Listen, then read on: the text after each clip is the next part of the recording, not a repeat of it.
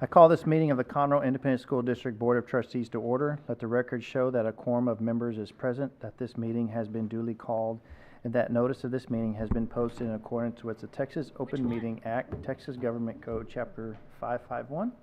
The time is 6 o'clock. Our first item, 1A and B, is our invocation and our Pledge of Allegiance. Our invocation will be led by Trustee Dachin Williams, and our Pledge of Allegiance will be led by Trustee Melissa Duncan. Thank you, President Huber. If you will, please join me in a word of prayer if you so choose. Heavenly Father, once again, we come in a prayer of thanksgiving and petition. We thank you for allowing us to be of service to our community. Father, we thank you for your continuous protection and blessings on every family represented here and this district at large. Now, Father, we ask for a petition of you for strength and endurance and patience for our teachers and our administrators. Let our educators remain steadfast to loving, guiding, and teaching our children. Father, grant this board and our administrators the wisdom and humility in the service that they provide. Now may you be pleased with all that we do. And lastly, let us all forgive as we would ask to be forgiven. Amen. Amen. Please join me for the pledge to the American flag. I pledge allegiance to the flag of the United States of America and to the republic for which it stands, one nation, under God, indivisible, with liberty and justice for all. Now the Texas flag. Honor the Texas flag. I pledge allegiance to thee, Texas, one state, under God, one and indivisible. Thank you. All right, you may be seated. Thank you very much for those who participated. Which takes us to item 2A and B, which is our special recognition, fun time of our board meeting. The first one is to recognize our 2025 Niche Best of Awards. All right, Dr. Sarah Blakelock. Good evening, President Hubert, members of the board, and Dr. Knoll. I am so excited to be here with you tonight to publicly announce that Conroe ISD was once again recognized by Niche as the best school district in Montgomery County, the most diverse school district in Montgomery County, the best district for student athletes, and the best place to teach. This is the third consecutive year that Conroe ISD has been awarded all four of these together, but it's the fourth consecutive year that Conroe ISD has been named the best school district in Montgomery County and the most diverse. We also retained our A rating through Niche, and this could not have been possible without our amazing staff, our community, and of course your leadership. So I just want to publicly announce so that we can really just celebrate everyone's hard work with this acknowledgement. Great job. Thank you. Thank you very much.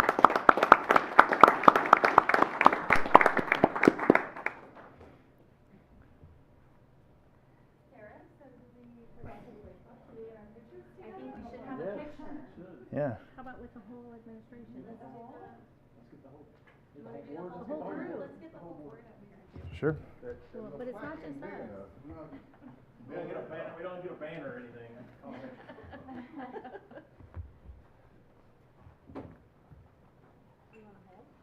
Aaron, we can stand kind of over in this direction, and then we'll have our seal behind us. Okay.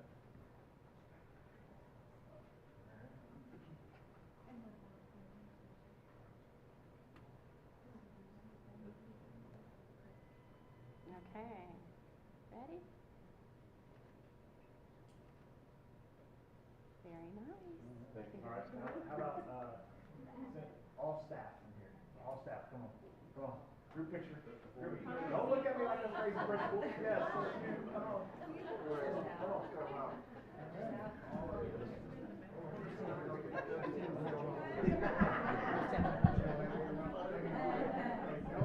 on in.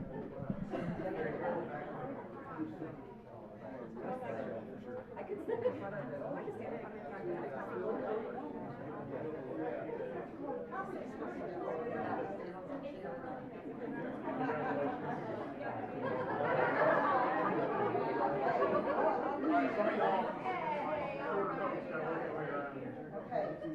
Short people are the coolest. Can we like that 7th grade basketball picture where you lay on the floor?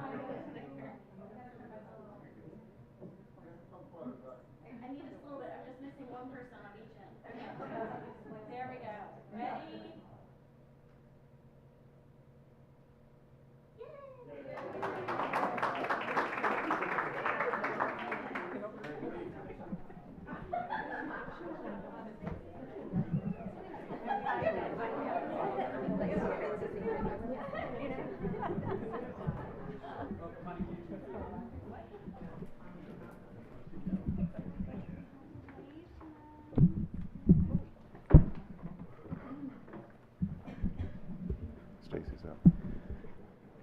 Dr. Knoll, may we never get bored of being recognized for the hard work that these people do Exactly. each and every day. I know we get kind of used to it, but it doesn't go unnoticed. So anyway, Ms. Chase. Yeah, maybe just a few words. Would have been great if we were still up here. Maybe I'll turn this way. Yeah, so I mean, this is such a big deal. Like, how amazing is this? Especially the third time for 4 of them. I guess when you're this good, winning just becomes a habit. Seems like that's what Conroe ISD is about, and it's about excellence because of all of the amazing people that work here, and your passion and your dedication is a testament to the success of the district. So I just want to say thank you as a board member, as a parent, as a property owner, for making our school district shine like this. I'm so proud to be a part of it. So on behalf of the board, thank you so much and congratulations. Thank you. Well said. Thank you, Ms. Chase. Which moves us to item 2B, which is Patrons Influencing Education Award. We have another special award recognition to acknowledge. Yes, sir. You know, we, to your point, I think we all, it would be easy for us to get to a point where these awards are commonplace and you don't properly celebrate them, when we should never let that happen, right? We want to always celebrate them, but we also know very clearly that these are community awards. It takes everybody to make this happen, and this school district is great because we serve a great community, and there are organizations out there that function every day to help us be our very best, and tonight we have a chance to recognize one of those organizations and thank them. So, Dr. Blakelock. Yes, good evening, board, Dr. Knoll, President Hubert. I am honored to be here in front of you tonight introducing one of our great community partners, Rotary Club of the Woodlands.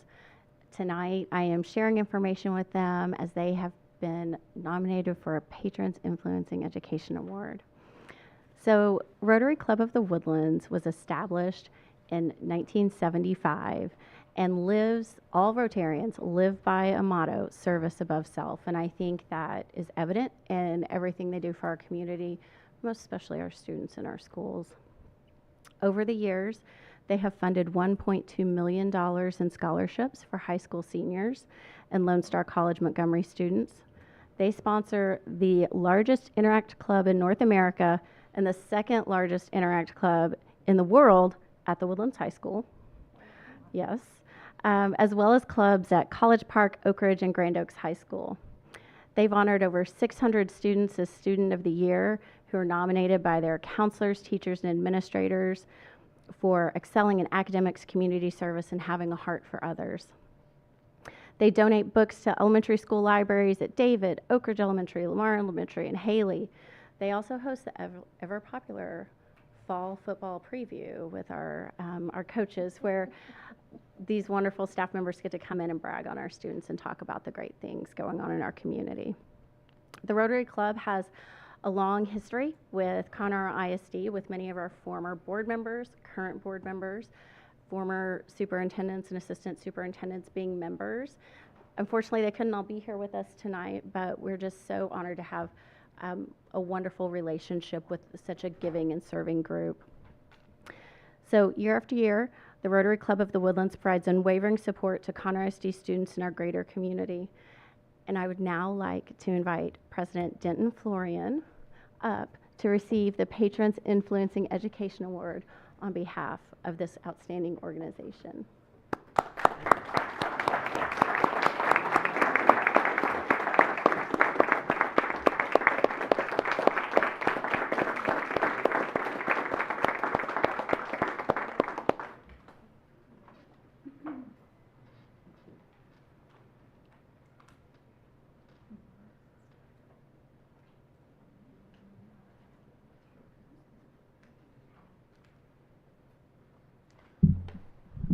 Well, let me just echo some of what's already been said. I want to personally thank each of you for the job you do, the work you do, and everybody in this room who's a staff member. You all have tough jobs, and that's not unnoticed, certainly not by our club, by us. So I just want to say I appreciate it. It's a personal privilege to be here and accept this. The members of the Rotary Club will be thrilled to receive this recognition. It's a privilege to do this kind of work in the community, and I think the work that we do with our kids is probably the best thing that we do and the funnest thing that we do. So thank you very much for all of your work and for this great award. Thank you. Yes, sir. You're welcome.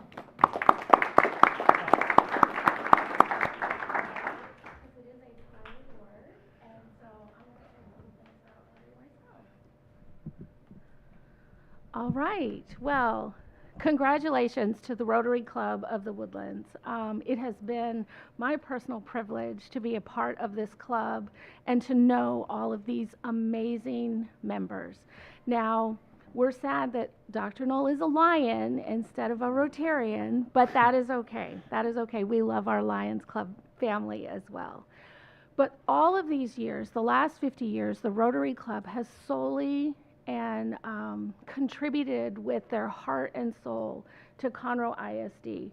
Many of our members are namesakes of different campuses within our district, as well as those, as Sarah said, that have served right here on this dais. And I would be remiss if I didn't thank them for their dedication for all of these years. And so with that, we congratulate Rotary Club of the Woodlands, and we look forward to another 50 years of community service and support. So thank you.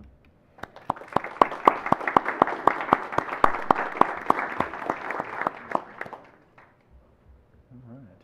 Dr. Knoll, this is fat-free, right? Yeah, absolutely. Especially. Let me tap.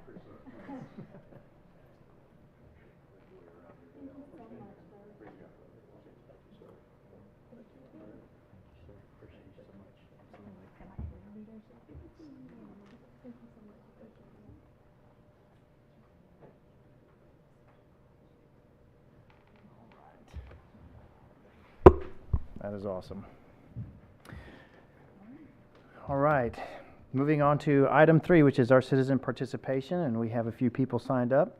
During this portion of the meeting, patrons who have signed up in advance may address the board in accordance with the Texas Open Meetings Act, Texas Government Code Chapter 551, and Board Policy BED.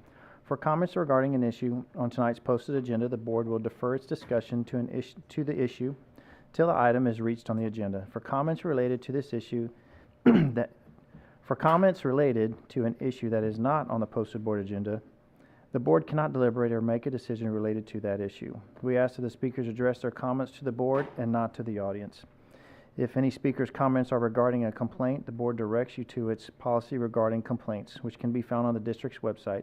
Please be aware that if your purpose in addressing the board is to seek a remedy for your complaint, the board cannot discuss or respond to your concern until you have met the requirements of the appropriate district policy. Each speaker will be given 2.5 minutes to present their comments to the board. Screens around the room will display the speaker's time, also your names as well, so you'll know who's coming up next. When the countdown timer reaches 0, the next speaker will be called. Ms. Godfrey, will you please call our first speaker? Courtney Egan.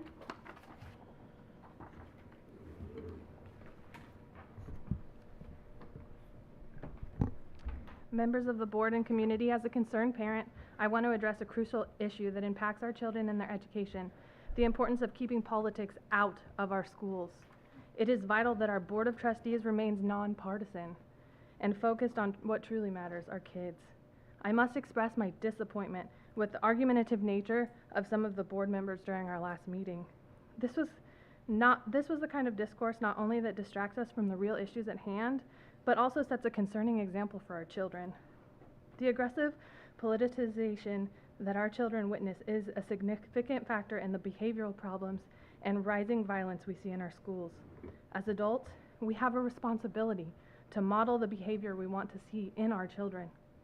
Our schools should be safe havens for learning and exploration, free from divisive influences of political agendas.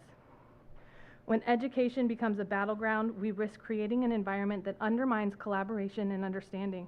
Our children should not be used as pawns in anyone's political game. They deserve an atmosphere that nurtures their curiosity and creativity.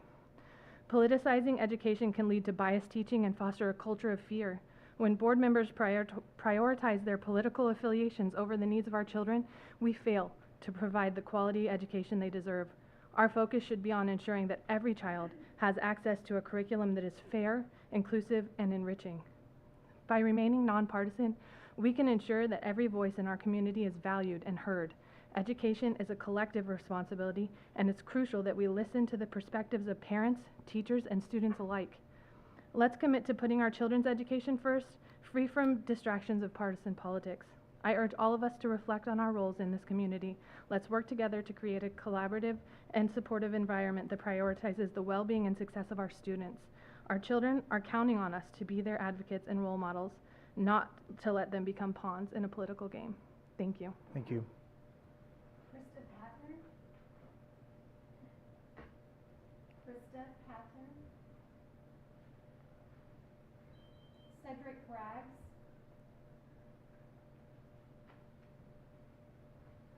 Brenda Cooper.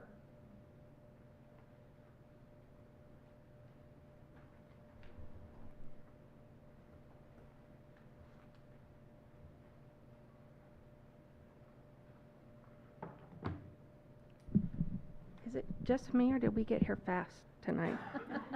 Not Yeah. quite ready, but I'm going to do it anyway.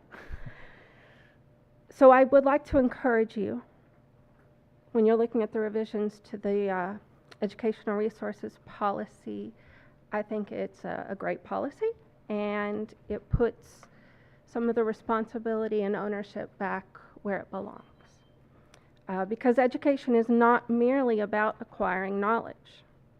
It's about grappling with uncomfortable ideas and fostering critical thinking. Independent, thoughtful leadership by the school board is paramount. Each board member should demonstrate a commitment to the students and wider community free from external influences and partisan agendas.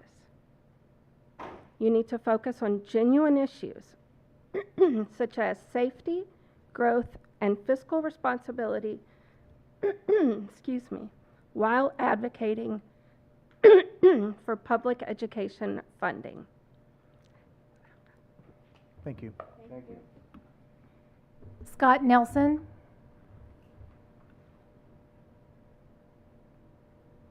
Scott Nelson. Nicole May.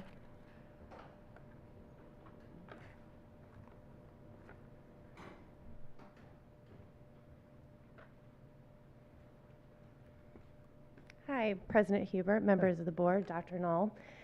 Thank you for recognizing Dyslexia Awareness Month again tonight. I'm so grateful for the progress that we've made with Dyslexia Awareness Month over the past 5 years. I think that our students are benefiting from that, and I'm glad that our unsung heroes, the dyslexia team, and now, of course, our special education teachers and diagnosticians are receiving that award and that recognition as well. So thank you for that. My hope in the future is that maybe we dig a little deeper in our messaging to the general population. The point of Dyslexia Awareness Month is really to share that with the general population. And our dyslexic students bring a lot of skills and gifts and talents to the table in our society when they're given the instruction they need. So I would just hope for that maybe in the future. I also want to talk a little bit about special education funding. I know this is a legislative priority for the board. It's also a priority for me as well. And I'm thrilled, as I'm sure you are, that special education funding is going to be a priority in our legislative session with Commissioner Morath, with the House and the Senate. So thank you. I hope everybody's excited about that. I know I am. Mm-hmm. And I'm excited that the philosophical approach to special education funding appears to be changing as well, that it won't be location-based, that it'll be intensity-based. And so as a member of the Texas Dyslexia Coalition, we'll be actively involved in that because we know the intensity that it takes to remediate our kids in dyslexia. So, and since we haven't really been represented in the special education funding because we weren't previously a part of that, we want to be really involved in that process as well. Thank you. I look forward to hearing the rest of the meeting tonight. Thank you. Teresa Kinney. Teresa Kinney.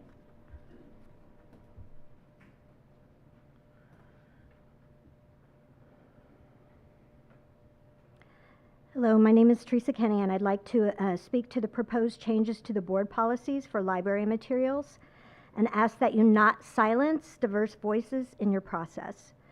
Hopefully, we all have that one book from our youth that we remember, one that touched us and perhaps changed our perspective on the world. For me, it was The Hiding Place, an autobiography of Corrie ten Boom, who helped to shelter Jews from the Nazis in World War II. It's estimated that from her resistance efforts, 800 people were saved. You might say that this is the book that made me woke, that word used so often in this room as a slur. Woke, aka compassion and empathy. The Hiding Place showed me a world of atrocities that I did not know existed, and it also showed me examples of grace that I could not imagine possible. Of course, in all actuality, that book did not make me woke any more than a teacher or librarian can. My parents' example and my faith is what made me woke. What books actually do, though, is offer me a window into someone else's world so that if I choose to, I can put myself in their shoes. And they also offer me comfort in knowing that in my own experiences, in my own world, I am not alone. Thank you. Thank you. Susan Scruggs.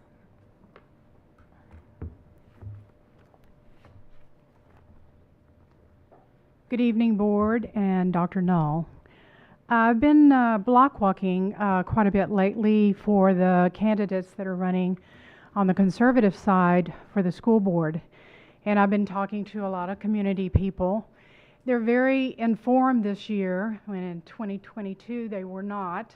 They know about all the problems, they know about the book issues, they know about the lack of gender transitioning book policies. Excuse me. They know about some of the unsafe situations in the schools. They're very informed this year. I don't have to say much of anything about anything going on because they already know everything. They know about the deficit.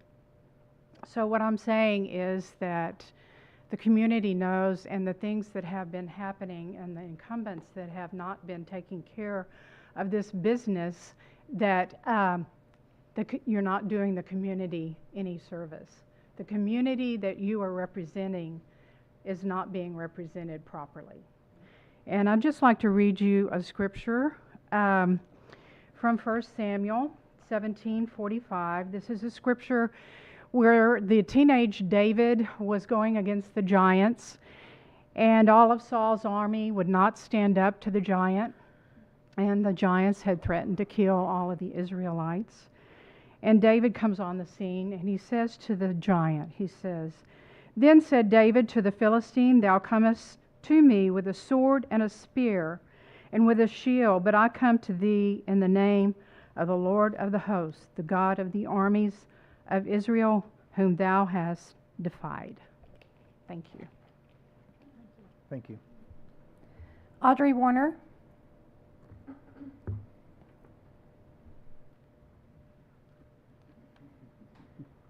Good evening. I read a bit of the scripture, and it says in 1 Corinthians 6:12, it says, "Everything is permissible, but not all things are expedient." So I got to thinking, we could all drive 55 in a 35-mile-an-hour zone, but is that expedient? Is that a smart thing to do? We could cheat on our spouses. Is that wise? Is that what we should do? Is it really expedient for us to introduce our children to highly sexualized content, regardless of the justification that we can come up with? We can keep putting materials in the hands of our most sacred possessions, our children, but it's illegal to do so. Follow the law and continue to remove materials that are sexually explicit, pervasively vulgar, and otherwise harmful to children. This is probably my 4th time asking this very same thing, but I'm going to continue. Please make it harder to get this content in any form in the hands of our children, and make it easier to have it removed. Thank you. Thank you. Rachel Walker.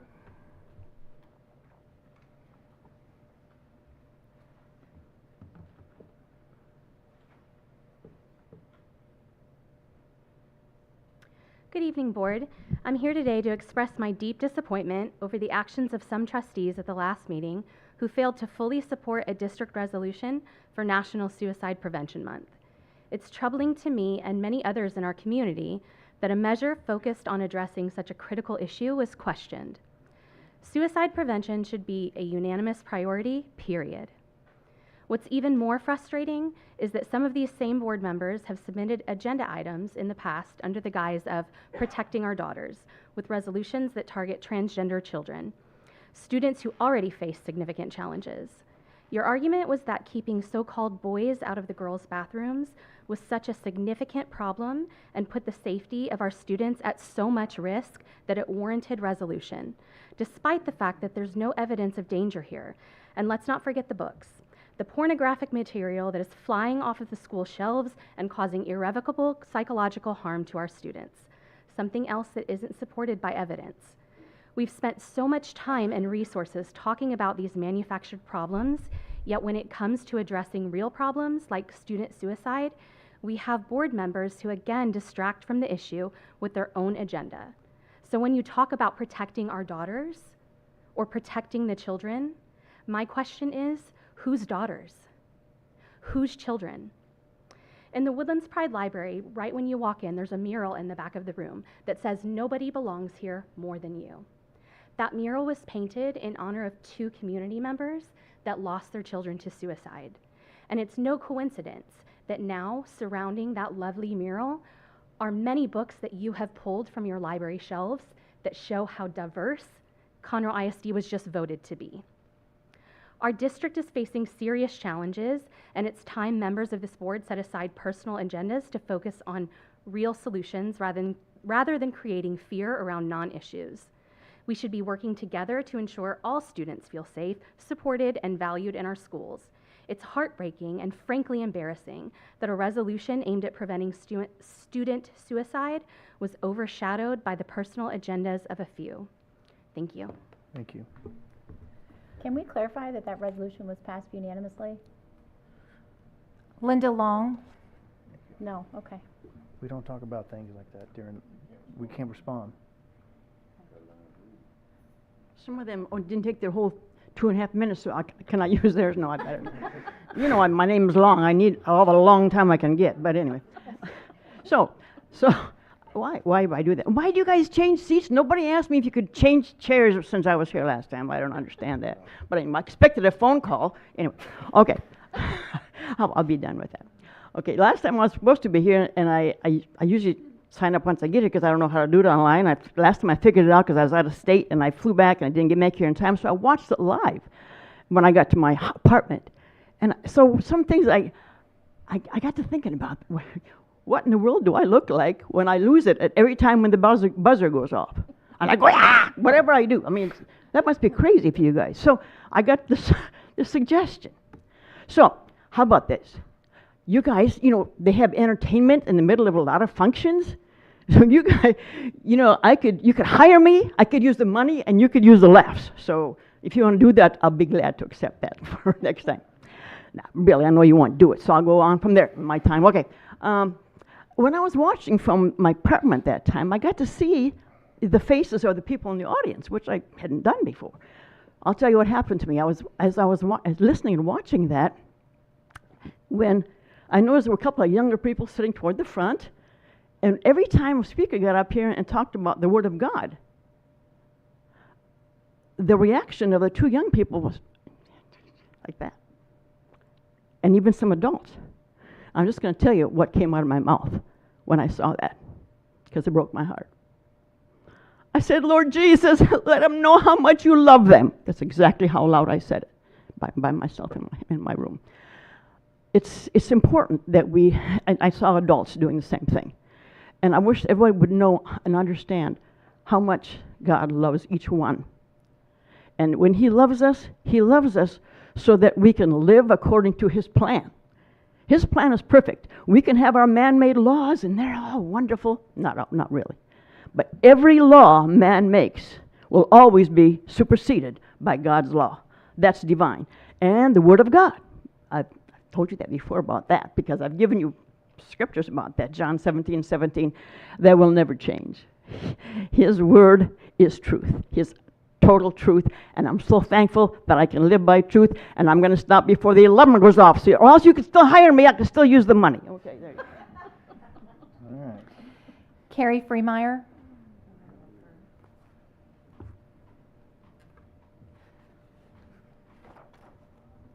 President Hubert, members of the board, Dr. Knoll, I come today with a speech that I'm not going to read because I just want you to remember why you're here. What is your why? Why are you here in this position? It should be the same and very similar to why I'm here. It's to advocate for public education, students, and staff. We need to make sure that we are looking at our mental health. We need to make sure that we are looking at our legislative priorities right now. Where are we getting our funding? What are we doing to help support the mental health of our staff and our students? This should be a priority. This should not be on the side burner. You should be making this your #1 priority. And I think that's enough. Thank you. Thank you. Teresa Neiman.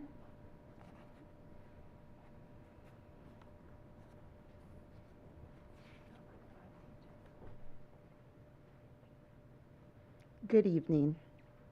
Nationally, the U.S. just celebrated Kindness Day. Let us be kind by restoring our students' First Amendment rights, by allowing students to see themselves in books.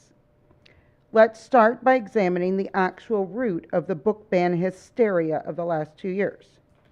According to a PhD study completed and published this summer, Book Bans in Political Context, Evidence from U.S. Schools, authors Goncalves, Langcroc, LaViolette, and Spoon discovered one predictor for when a district or county would ban books.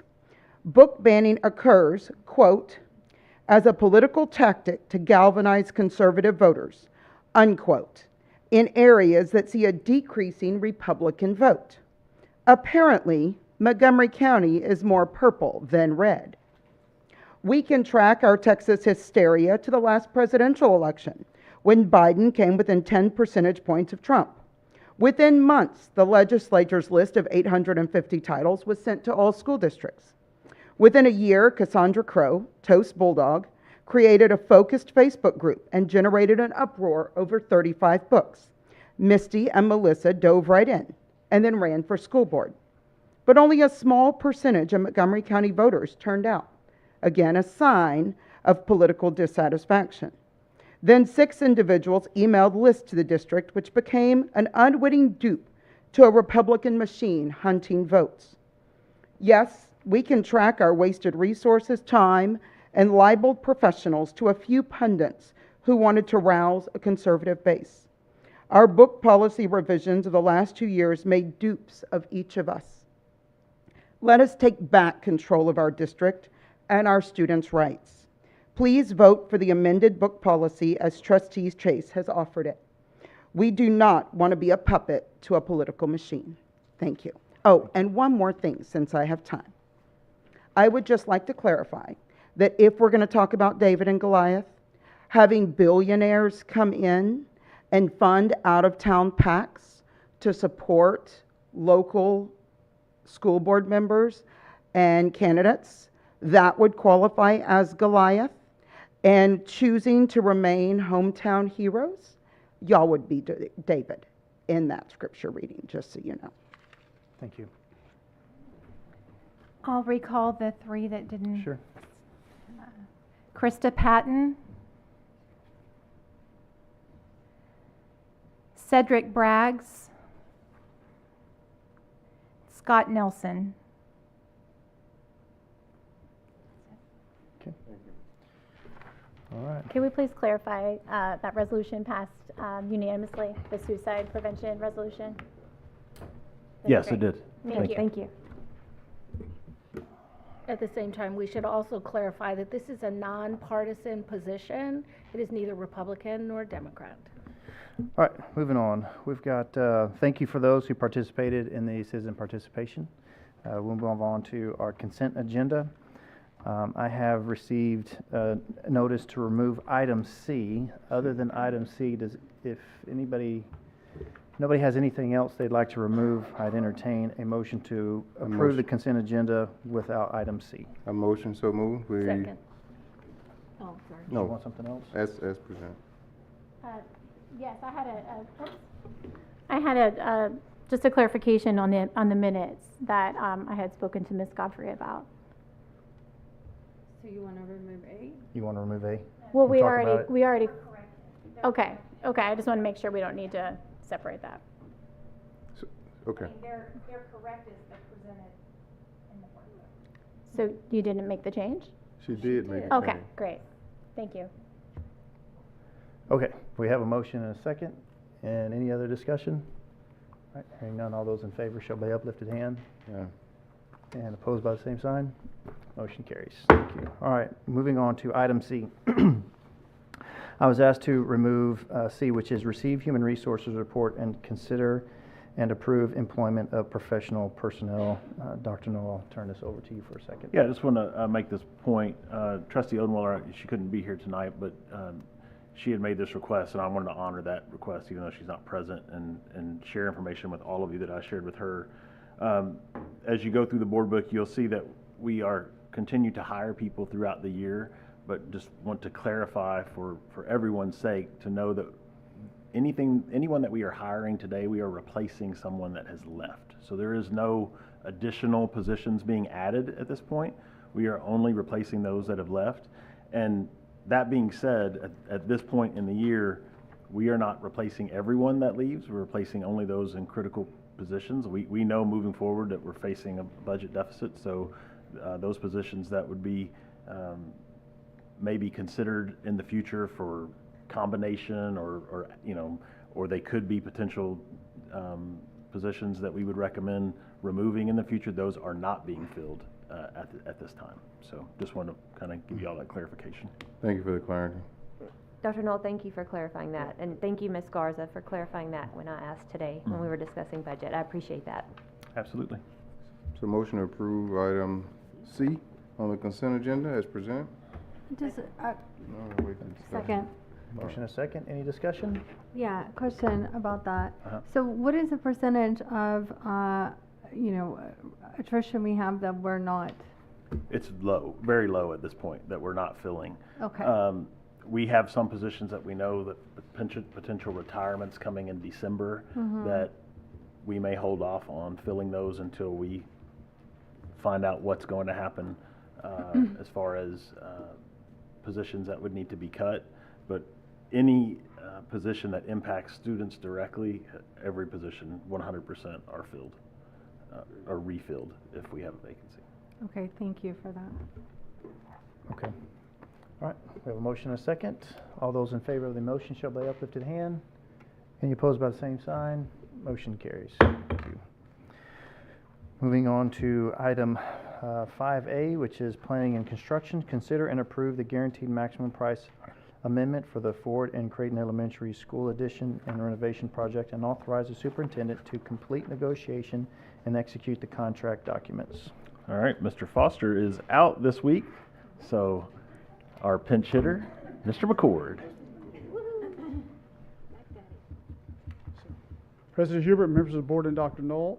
So on February 20th, 2024, the Board of Trustees selected Tellefson Builders to be the district's construction manager at risk for Ford and Creighton Elementary School additions and renovation projects. Based on the Tellefson Builders' proposal for the work, the district has negotiated a guaranteed maximum price for the project combined for $43,889,588. Stantec is our architect. Both address safety and security at both campuses as construction occurs. At Creighton, we're looking at a gym addition, boilers, electrical work, casework, much-needed finishes and renovations.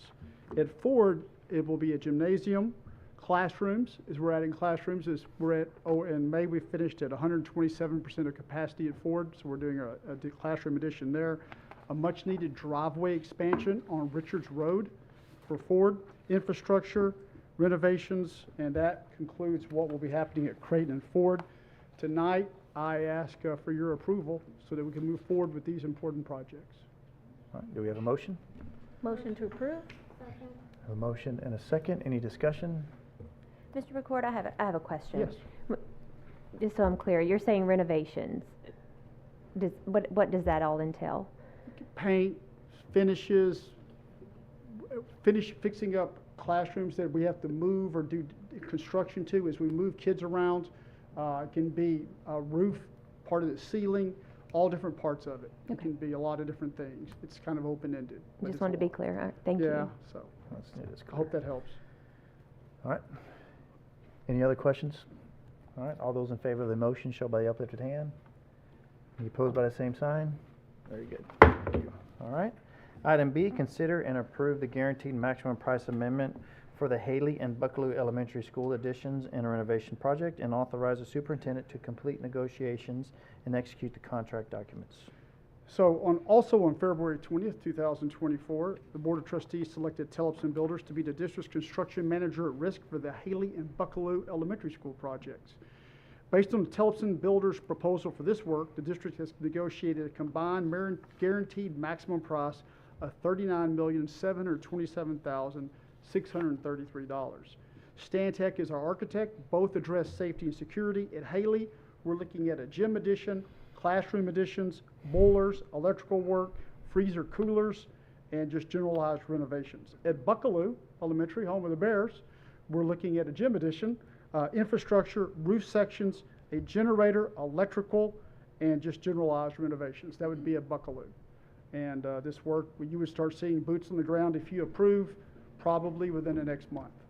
So that's where we are as far as Haley and Buckalew, and we're asking for your permission to proceed. Okay. Do we have a motion? Motion to approve. Right, we have a motion and a second. Any discussion? Hearing none, all those in favor of the motion show by uplifted hand. Any opposed by the same sign? All right, motion carries. Thank you. Item C, consider and approve the guaranteed maximum price amendment for the Knox Junior High School renovation project, and authorize the superintendent to complete negotiation and execute the contract documents. Also on that same busy night of February 20th, 2024, the Board of Trustees selected Satterfield and Ponticus Construction to be the district's construction manager at risk for the Knox Junior High School renovation project. Based on the Satterfield and Ponticus construction proposal for this work, the district has negotiated a guaranteed maximum price of $23,814,146. Our architect on point is HKS. It includes interior renovations, floors, paint, remodeling, infrastructure, freezer cooler, and my personal favorite, a generator for Knox Junior High, much needed generator. Yeah. So that is what we're looking for Knox Junior High. We would begin probably in November or December. And so that is what I'm asking for tonight, your authorization to move forward at Knox Junior High School. Very good. Do we have a motion? So moved. Second. Have a motion and a second. Any discussion? Mr. McCord, I just want to say how excited I am about the Knox Junior High renovations. They have been due for a while, and I look forward to seeing how we create a much brighter and just a more exciting learning experience for our kids at Knox. So thank you. Well, hey, good. And I'll tell you personally, I'm excited about the generators. And upon completion of this work for this bond, we believe we will have a generator at every campus.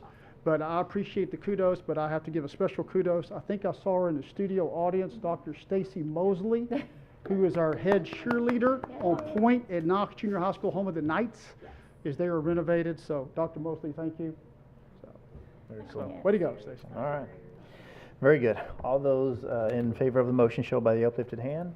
And any opposed by the same sign? Motion carries. Thank you. All right. Now we will receive our capital improvement updates. All right, capital improvements. So here we go. Safety and security. We will be wrapped up with safety and security 23-24 by the end of the calendar year known as 2024. Right now, we're working with local jurisdictions to commission some of the systems that have been installed. You're looking at fire alarm upgrades, security cameras, access control for card readers, first responder radio systems, as well as local radio systems. That is happening right now at Safety and Security as we finish that up.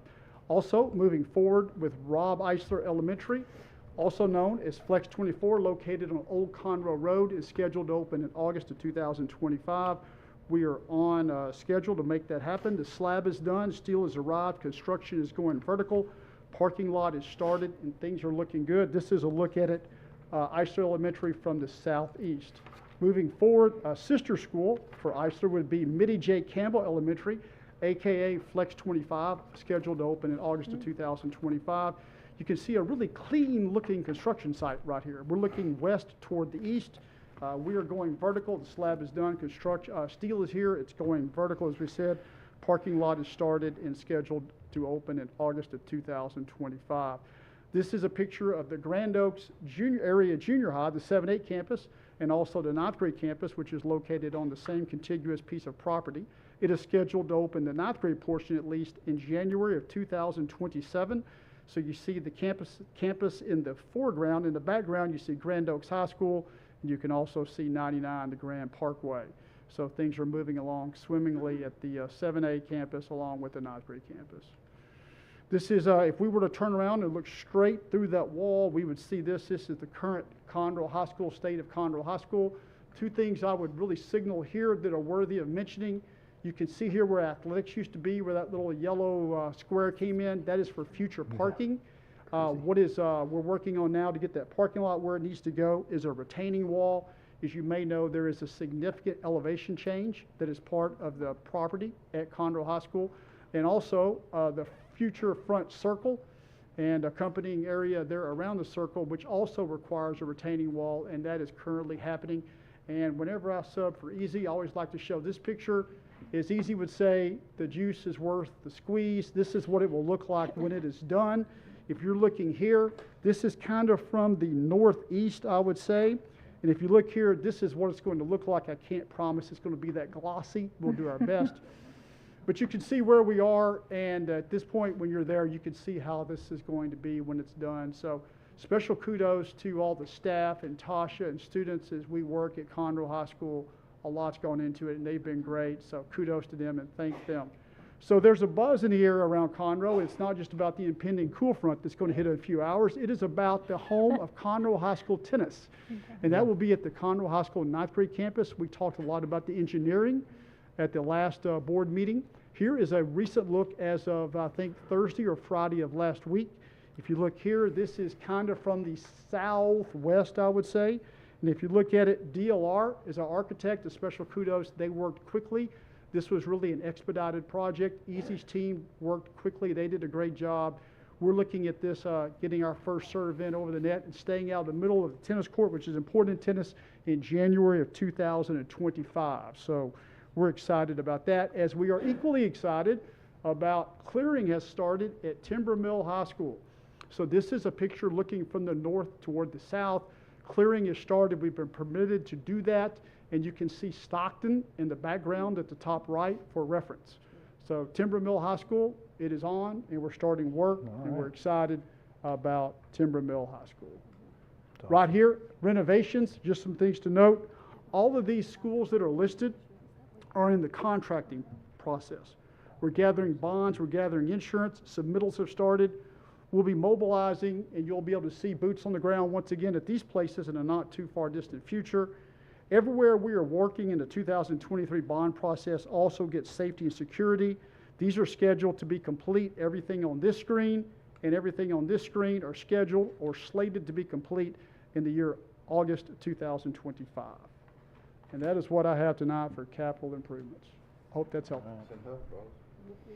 All right, thank you. Thank you, sir. Thank Appreciate you. it. All right, moving on to item 6A, which is consider and award RFP 240804, toner and inkjet cartridges. All right, Mr. Brian Boussard.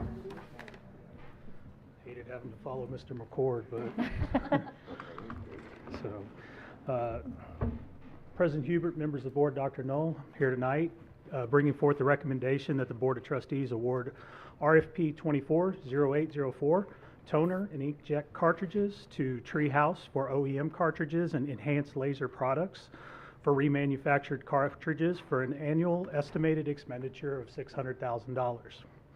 Request for proposals pertaining to the purchase of OEM and remanufactured toner and inkjet cartridges for the district were emailed to registered vendors through our eBid system, advertised on our on our purchasing website, and multiple times in the courier. Unit pricing was requested for new and remanufactured toner and inkjet cartridges, along with the catalog discount. Contracts will remain firm through October 2025, automatically renewing for 2 additional 1-year terms through October 2027. Proposals were evaluated by the purchasing department. Funds for the purchase of toner and inkjet cartridges are provided in the general fund, and at this time, we are requesting your approval. Do we have a motion? Motion. Second. Motion second. Any questions about ink toners? I have a question about ink toners. Absolutely. Thank you so much for this. Just so I'm clear, are we using the same purchaser that we use, or the same vendor that we used in the past, or this is a new vendor Yes, actually, contract? one of them, I know for a fact, Treehouse is one of our previous providers, and Okay. Enhanced Lasers is actually a new provider. Okay, I'm hoping that we're not going to get in a situation where we've been in the past, where we've been hearing that we've been running out of ink toner and things like that. So I was hoping that maybe you could address that and I can how we absolutely can address ensure that with this new contract going forward, that Yes, that's ma'am. not going to So happen. actually, the running out of ink had nothing really to do with this bid. So this bid is more for desktop printers. So what you were talking about was the changeover that we did when we went from the previous vendor to our new vendor, FTG. We're working through all of those. I mean, I've actually not heard any issues going forward. We actually were trying a program where they did auto toner replenishment, and it didn't exactly work for our district. Okay. So we went and changed, working with the vendor, to where the portal actually allows the campus to go ahead and get their replenishments. Campus You're speaking of copy machines now, just Yes, to sir. make sure Copy everybody's on the machines, same not page. the desktop. Yes. This is, so Great. what you were talking about is absolutely accurate. That is what occurred, but we've been working diligently to help the campuses. Wonderful. Yes, ma'am. Thank you. Any other questions? All right, all those in favor of the motion show by uplifted hand. Any opposed by the same sign? Motion carries. Thank you. All right, item B, which is consider and award RFP 240805, grounds equipment, supplies, and service. Yes, sir. So we're bringing forth the recommendation that the Board of Trustees award RFP 240805, grounds, equipment, supplies, and service to the vendors listed in the attached tabulation for an annual estimated expenditure of $245,000.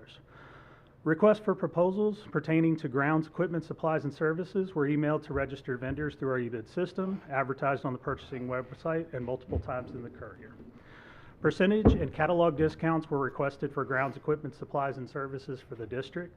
11 vendors submitted a response. Contracts will remain firm through October 2025, automatically renewing for 2 additional terms through October 2027. Proposals were evaluated by the Conroe ISD Maintenance Department and reviewed by the Purchasing Department. Funds for the purchase of grounds, equipment, supplies, and service are provided by the General Fund, and at this time, we request your approval. All right, so do we have a motion? So moved. We have a second? Second. Motion and a second. Any questions? Hearing none, all those in favor of the motion shall be uplifted hand. Any opposed by the same sign?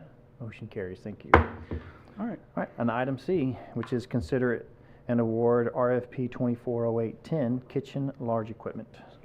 So we're bringing forth the recommendation that the Board of Trustees award RFP 240810, kitchen large equipment to Ace Restaurant Supply Company, Commercial Kitchens, and Oswalt Restaurant Supply for an estimated annual expenditure of $2.5 million.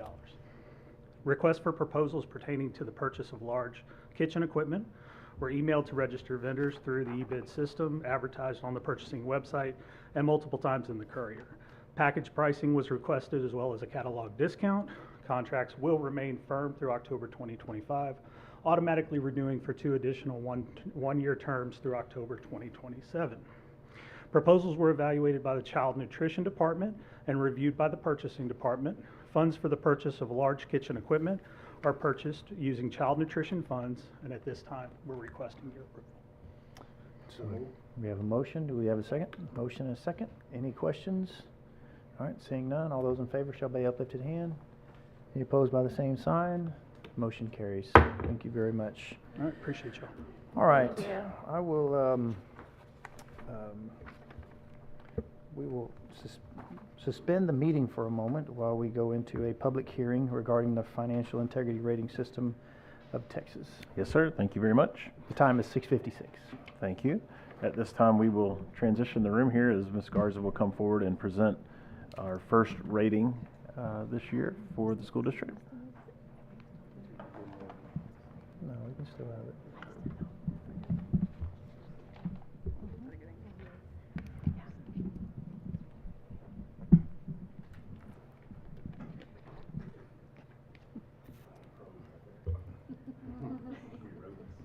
Thank you. All right, well, good evening, community members. It is my pleasure this evening to present the results of the district's first rating. First stands for Financial Integrity Rating System of Texas. It is the state's financial accountability system put in place to ensure that public schools are held accountable for the quality of their financial management practices. The staff and student data used in the report this evening are from the 22-23 school year, and the budgetary and actual information in the report are from fiscal year ended 8/31/2023. So how are ratings assessed? A district can receive one of 4 ratings on the first report, the highest being an A or superior achievement if they score between 90 and 100 points, and then the lowest being an F or substandard achievement at 69 points and below. There are 21 separate indicators on the first report with a total possible points of 100. The first 4 indicators are known as critical indicators.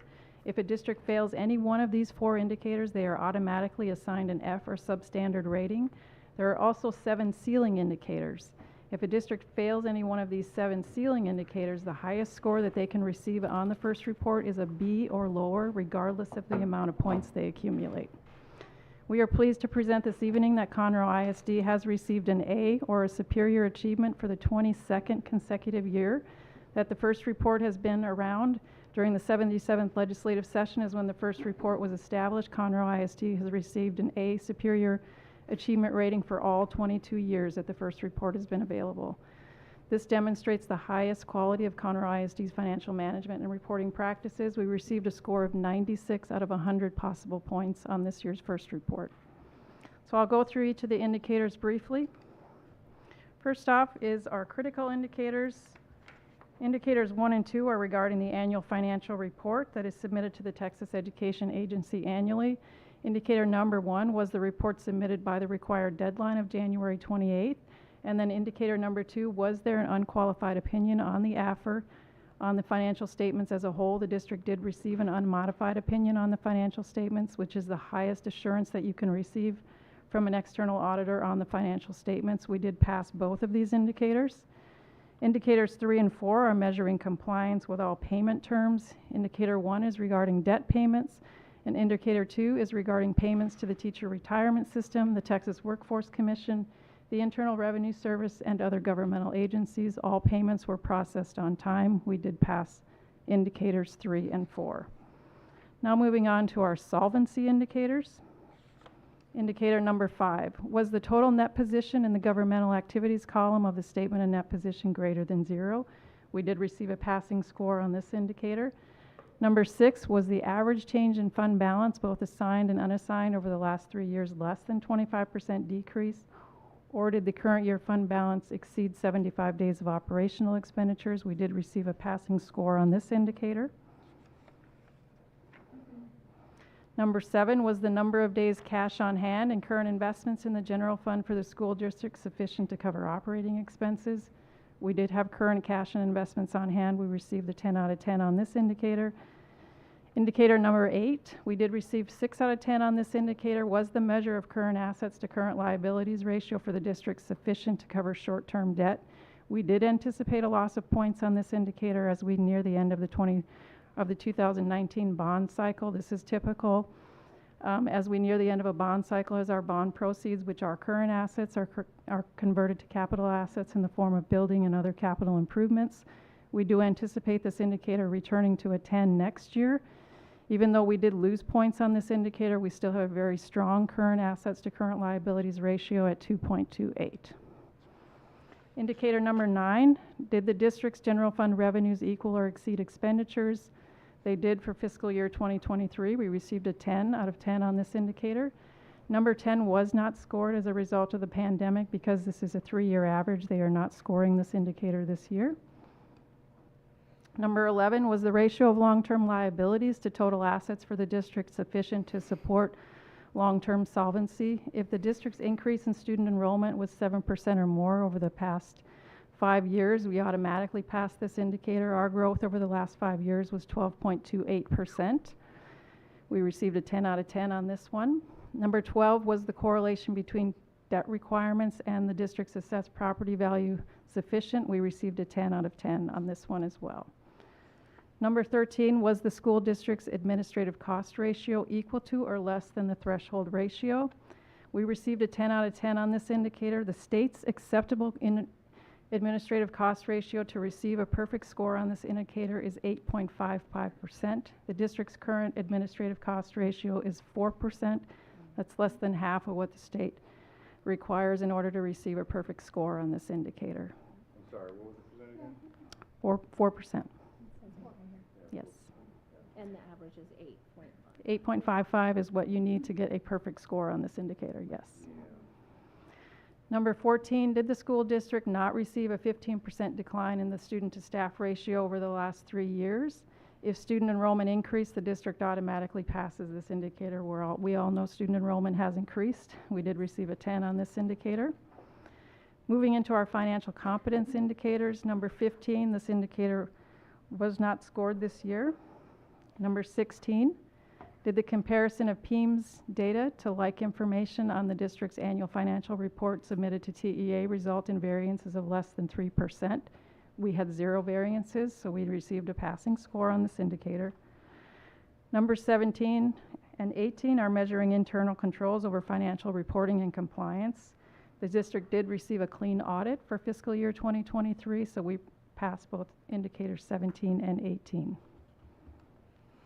Number 19, did the school district post all of the required financial information on the website in accordance with various government codes, Texas Education Code, Administrative Code, and other local laws and statutes? We have plenty of information on our website, as is evidenced by the 4 Texas Comptroller stars that we have for transparency, so we did pass this indicator with the maximum points of 5 out of 5. And number 20, did the school district's administration and school board members discuss any changes or impact to local, state, and federal funding at a board meeting within 120 days of adopting its budget? We did discuss these items, so we did receive a passing score on this indicator.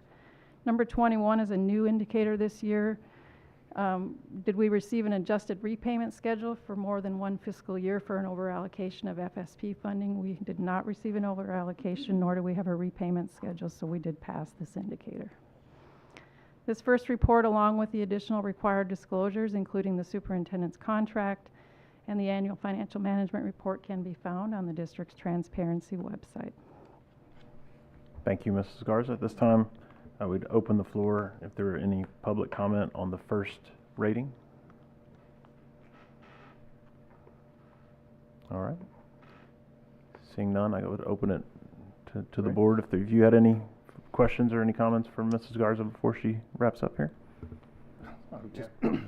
Once again, it's just one of those times where we get used to always getting it right. It's just phenomenal. It just speaks to the leadership of our superintendent. It speaks to the leadership of what you guys are doing. And, you know, just thank you. Thank you for keeping everything in check and being transparent and being great stewards of the money. Yes. Absolutely. All right, transition team, here we go. Ms. Garza, also please thank your team for their phenomenal work. Thank you. All right, we'll hand it back to you, sir. All right, thank you. We are out of recess. The time is 7:05. We'll move right into, I'll drag this out while they get that ready for Ms. Garza, but we're moving into item 8, which is our business and finance, receive our financial report. All right, good evening once again. It's my pleasure to share with you our financial statements as of September 30th, 2024. We are 1 month into the fiscal year, so not a lot of information to share this evening, but this is our balance sheet. Presented here is the general fund, debt service fund, child nutrition, and self-funded insurance. This is our income statement as of September 30th. In the general fund, total revenues of $54.6 million, debt service $254,000, child nutrition $2.5 million, and self-funded insurance $4.6 million in revenue. Our 2023 bond referendum status, total funds encumbered and expended to date $281.9 million, roughly $1.7 billion estimated to complete. Our self-funded insurance, 1 month into the plan year, we are running a surplus, a small surplus of $180,000 for the month. And then our investments as of September 30th, par value at $853.1 million. The pools are yielding 5.32%. Wood Forest National Bank 5.59. Our combined portfolio is at 5.27, and then our 90-day T-bill at 4.5. Awesome. All right. Any questions? All right. Very good. Thank you very much. Thank you. Moving into, and usually we take a break around 7:30, but it's only 7:07 or so, so we're going to keep rolling. Let's do it. Let's keep rolling. We're moving in right into legal, which is item A, consider and adopt resolution in recognition of Dyslexia Awareness Month. Mr. Williams, I'll turn the time over to you. I believe this is a topic that you had. Thank you, Mr. President. This resolution is near and dear to me as I've had a son in CISD that has successfully navigated through dyslexia. And all the departments associated with dyslexia, specifically Dr. Henry and Dr. Wiggins and all the staff. I just want to say kudos to you guys personally.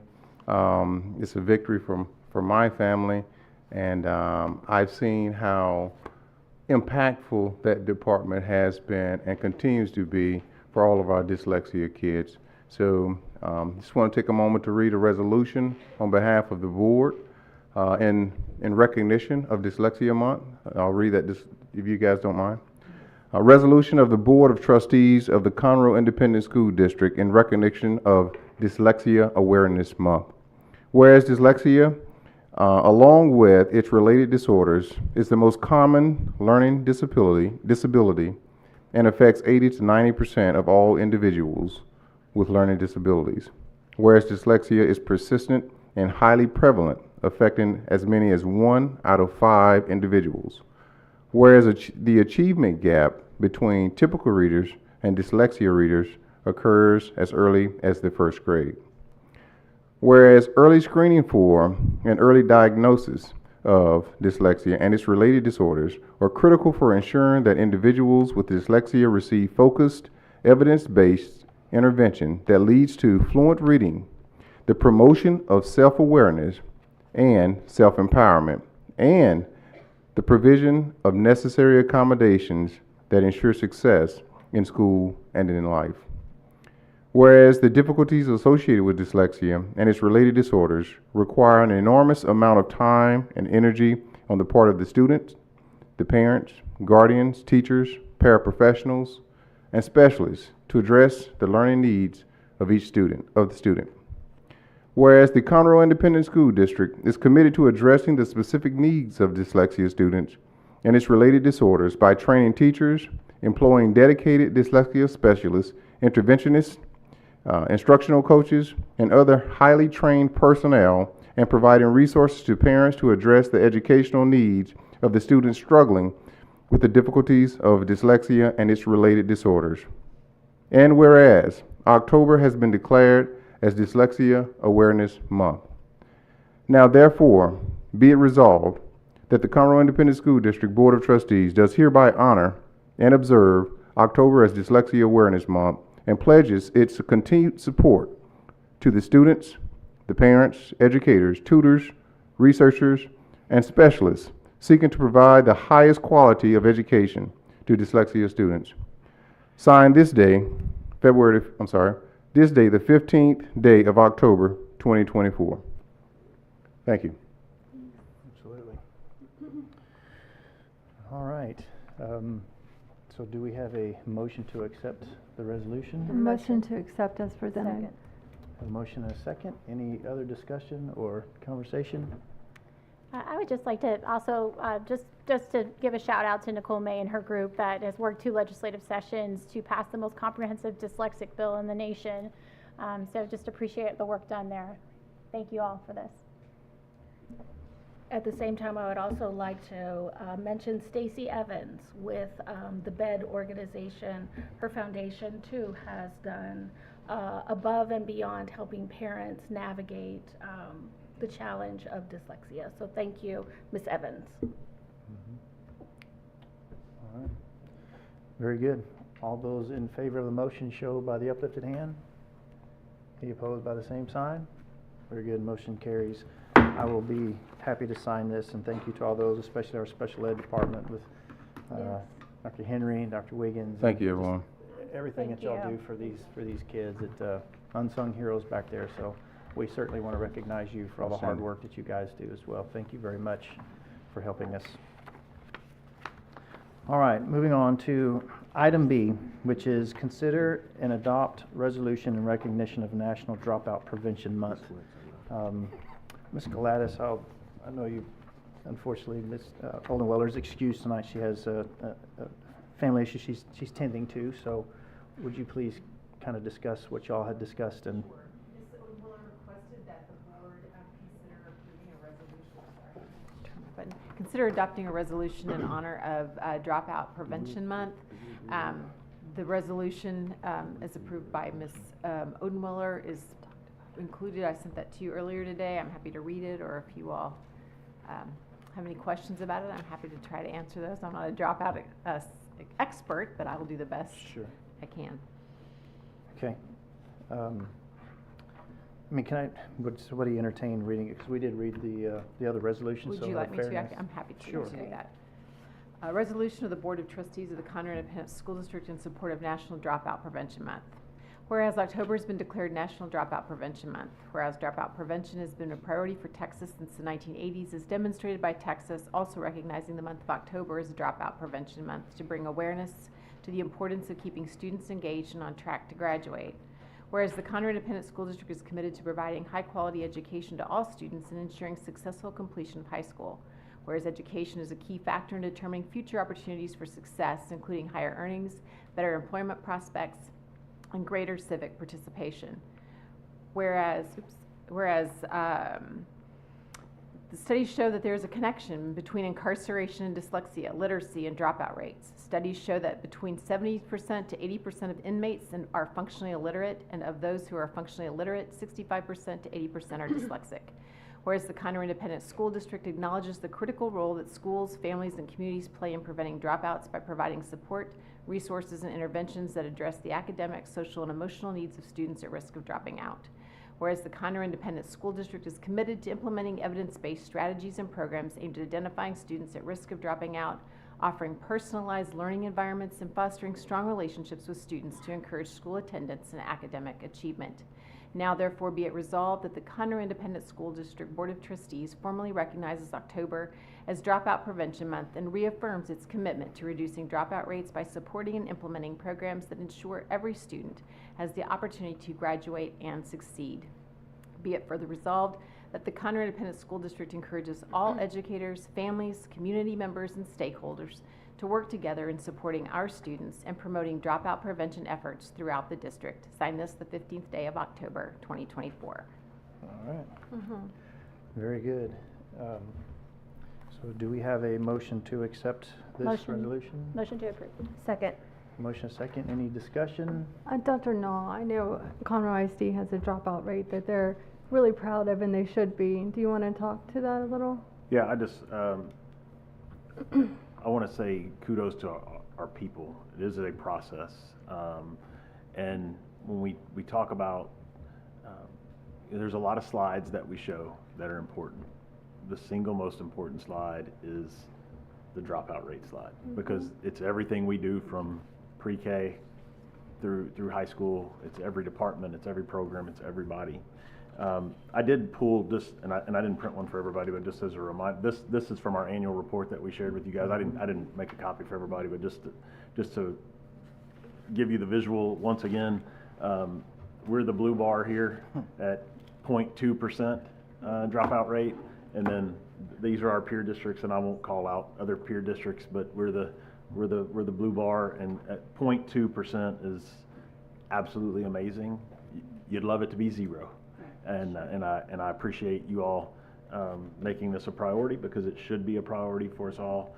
I want to say a big thank you to Dr. Gorman and her team, because they work all year long, but you know, the dropout day, or the state gives us a deadline as to when we must find and document all of our students where they are as they continue their education, was last month, and it is a sprint to get to that point, and that team, along with all of our schools, just did a really amazing job. One of the points I'll make about dropout prevention, or the process in the state, is it's really 2 separate processes. There's one process is meeting the needs of the kids and making sure that children continue their education. That's the main one, right? The second side of dropout prevention in the eyes of the state is the paperwork process that goes along, because there's a lot of times that we have kids that we know are in school, but if we don't have the proper documentation, we can't remove them from our dropout list.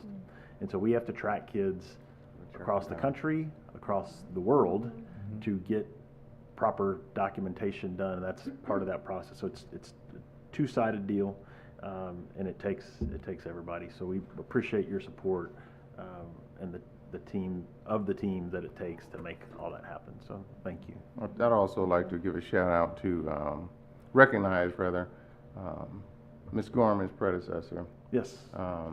Rod. Mr. Rod Chavez. He's done some phenomenal work and is extremely passionate about all that he does to get those numbers where they are. And I know Ms. Gorman's going to take the lead and expound upon those successes. So just wanted to make sure we acknowledge that. Yeah, I think for years with Rod, we felt like who could follow Rod and the work that he and his team have done, and Dr. Gorman has stepped right in and done that, and I believe that we'll see numbers. You know, the dropout numbers are slow to get here. They're usually a few years behind, right? Very good. So, but seeing the results that they were able to achieve this year, we didn't lose a beat. Very good. Yeah. Yes, I would like to second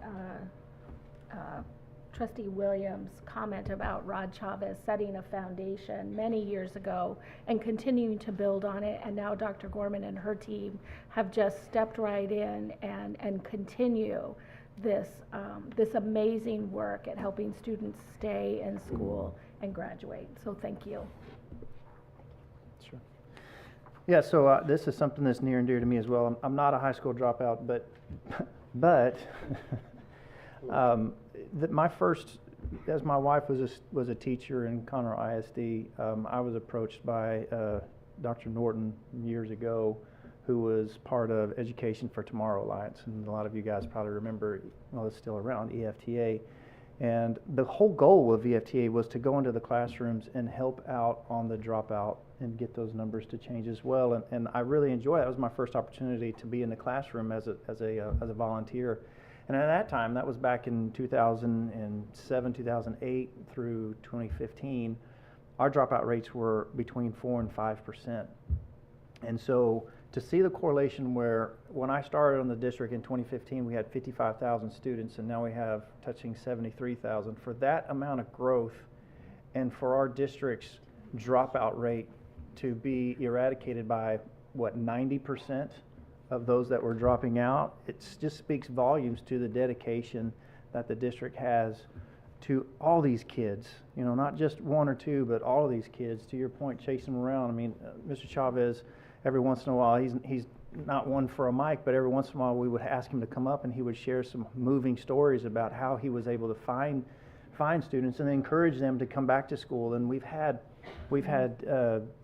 kids that are, well, I call them kids, but we've had older people come and graduate in the summertime because they have been reached out and received their GED. So it's just the district never ceases to amaze me in what they do behind the scenes. I don't know that we've ever done a resolution for dropout, and maybe we should have been doing this, so I appreciate Ms. Oldenweiler bringing this up.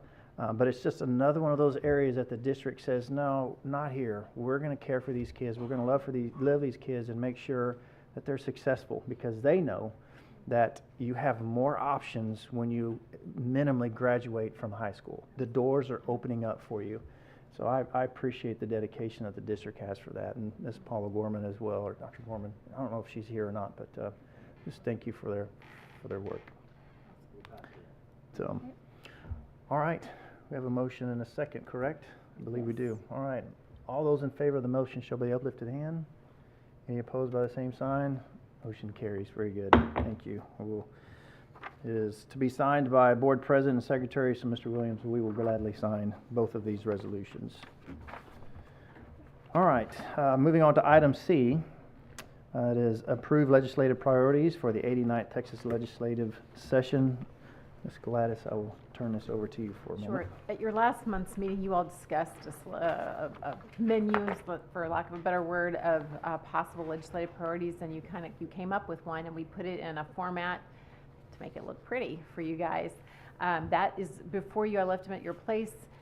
Trustee Nelson requested a minor wording change to one of the items on the list, and that one has a water stain on it. It's called version B, and so it's up to the board whether they want to pass the original version, version B, or any version at all of legislative priorities for this 89th legislative session.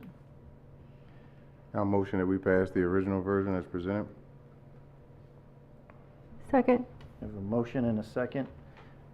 Any discussion? Yes. Okay. I had made the suggestion to just call it opposing defunding public education, just because I just feel that this is the language I'm most comfortable with. This needs to be adopted by the new board that 2 new board members at least will be coming in next month. And I just don't see a reason for us pushing this through and censoring the voices of our new board members. Well, that's an interesting terminology, censoring the voices. I think the reality is that we're afraid to use the word vouchers because we've been given marching orders not to do so. I don't think that's the case at all. Well, that's fine. But this board is still active and live and still expected to do our job, so. I think I would second Ms. Nelson's opinion about this being a premature move by this board, because we will have at least 2 new board members in just 1 month. We have, as near as I could tell, 6 currently sitting here today. Yeah. Well, I think that the legislative session's not until January, so we are months ahead of schedule on this. We like to be. This is we not like to time be. sensitive. Well, Trustee Odenweller asked for this back in June. That's right. And so here we are now in October, so I don't see why we're now accused of rushing something when she asked for this in June. So I think it's fine that Well, it was move also forward. denied in June, or we Yeah. didn't. No, we it didn't move wasn't. She forward. pulled it off. She She pulled pulled it it off herself. twice. We She can pulled it off. dance around it. I know the voucher Either word way. has just Yeah, been told not. I'm not trying to have a big say argument. so. You guys just go ahead and do what you do. Call the vote. Let's Yeah. Well, I am one of those board members that'll be gone, but I plan to work until the day that I'm not here. I which is gonna appreciate be in that, Mr. November. President. So these are my priorities, and if the other board wants, the other board can do whatever it is they need to do, but I think it's important that while I'm serving, that I approve the legislative priorities as we had discussed, and I'm gonna work till the day that I'm not supposed to work anymore, which is in November. I appreciate your concern, though. I agree with you, Mr. President. We can tell our legislator that you tried. Yeah. And we move forward. All right, very good. Okay, motion is second to approve the original. Any other discussion? All right, all those in favor of the motion show by the uplifted hand. Any opposed by the same sign? All right, motion carries 4-2. Thank you. Okay, and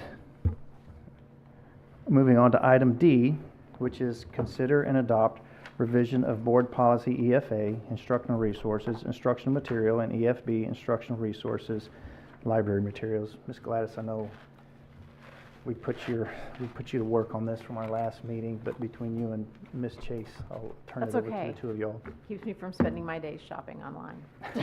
So EFA and EFB, so last time we were here, we visited about the modifications that were requested, primarily just to refresh your memory, we did need, this was not the reason that these were brought back before the board, but House Bill 900 from the last legislative session required that certain components from TSLAC's updated collection development standards be included in the board's local policy. We had not done that yet, and so those are incorporated in EFB.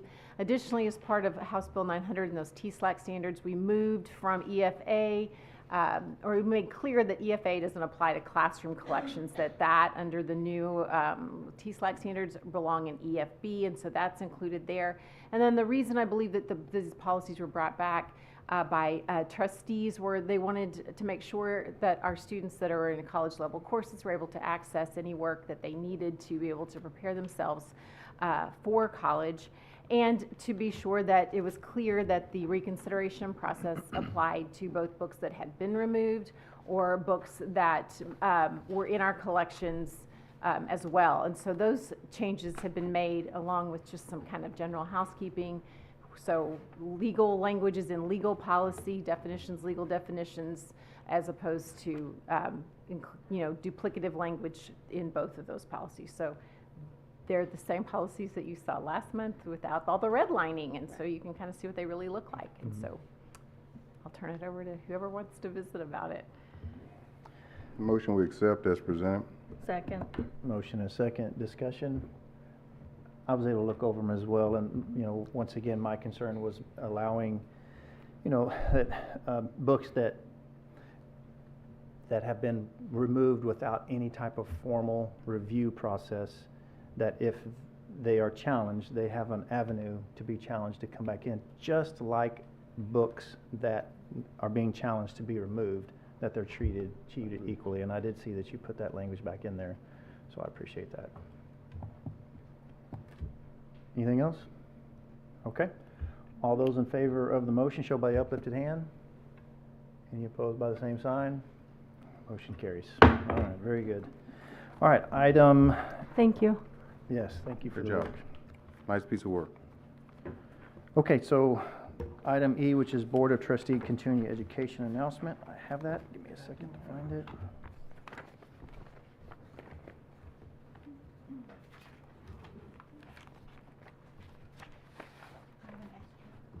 Right here. All right. The State Board of Education requires school board members to complete continuing education every year. The state considers the training of board members' duty to his or her community.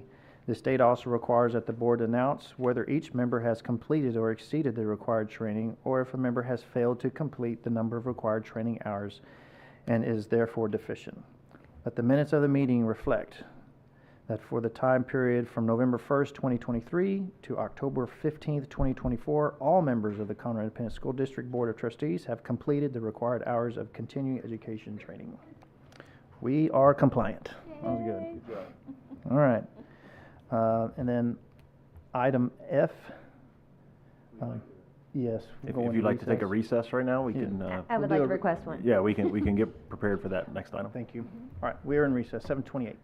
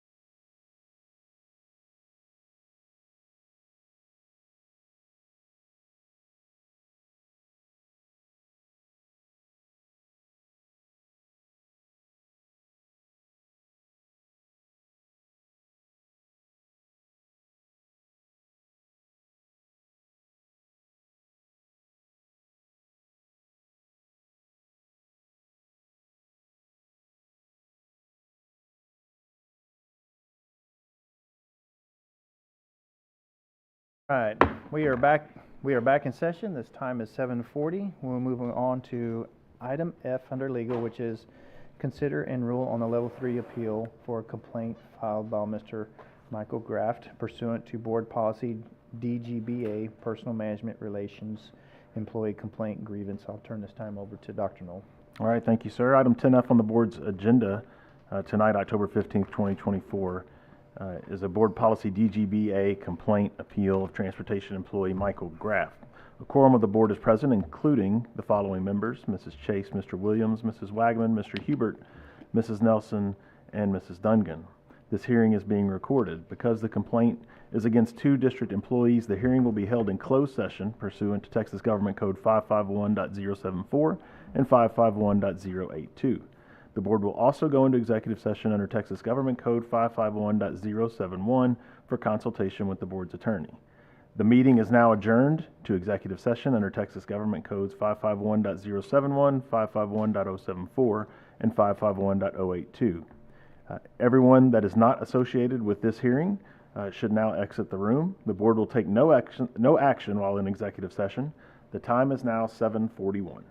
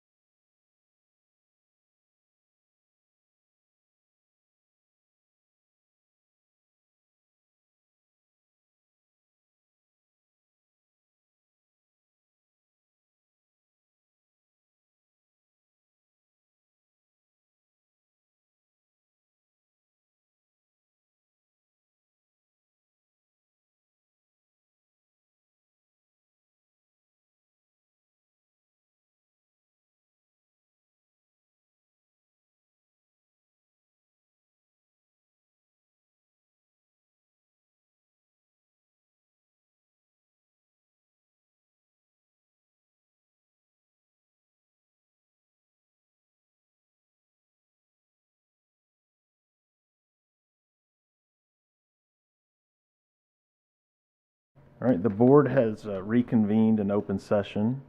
The time is now 8:33. The board will now make its decision. The board can uphold the decision of the level 1 and level 2 hearing officers. The board can overturn the hearing officers' decisions, or the board can grant any relief they feel is appropriate. Is there a motion? Motion to uphold the level 2 decision. Okay, we have a motion to uphold. Is there a second? I second the motion. Second. Okay. All those in favor, please raise your hand. And opposed? Okay. The motion carries 4-2. Mr. Graff, the district will send you written notice confirming the action taken by the board, and that concludes our hearing. Thank you, sir. Mr. Graff, we appreciate your time and your dedication to the district. Thank you, sir. Very kind. Appreciate y'all's time. You're a Thank you good for man. coming. We need Bless you. more of you. Good job of presenting too, bro. Yeah, you did great. Mm-hmm. Thank you, Dr. Hans, Thank Mr. you, Melendez, guys. and Appreciate Mr. you. McCord. No, we're not done yet, guys. Hold on. Yeah. Hold on. Business-minded, that's fantastic. All right. Outside of that, Dr. Knoll, we don't have any other executive session information. All right. All right. Sarah, you ready? Wait, no. Oh, okay. All right. We are back in session, an open session. The time is 8:34. Moving to item 11, action on executive session items. We've had no executive session. So item 12, take requests from trustees regarding future board agendas. Does anybody have anything? All right. Hearing none, do we have a motion to adjourn? Motion. Motion to adjourn. We are adjourned.